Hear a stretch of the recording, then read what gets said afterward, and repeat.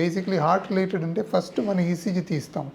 ఈసీజీలు తేడం లేకపోతే then we go and look at the echocardiogram. Echo is a non invasive test. Non invasive అంటే లోపల ఏం పెట్టాల్సిన అవసరం లేదు, అలానే ఎక్స్రే రేడియేషన్ ఏమి ఉండదు.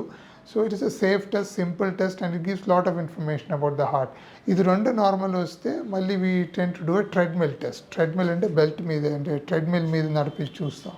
దాట్ ఆల్సో హార్ట్ మీద అప్పుడు ఏంటంటే కొంచెం స్ట్రెయిన్ పడుతుంది. ఎక్సర్సైజ్ చేసినప్పుడు హార్ట్ మీద స్ట్రెయిన్ పడుతుంది. అప్పుడు ఈసీజీలు వస్తుందా లేదా అని చూసుకోవటం ట్రెడ్మిల్ అని చెప్తారు.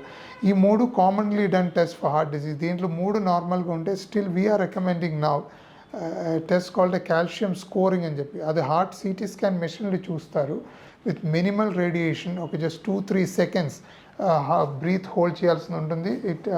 సిటీ స్కాన్ మెషిన్లు చేస్తారు. ఇట్ కాల్షియం స్కోర్ హై ఉంటే it gives an indirect indication that cholesterol కూడా ఉండొచ్చు.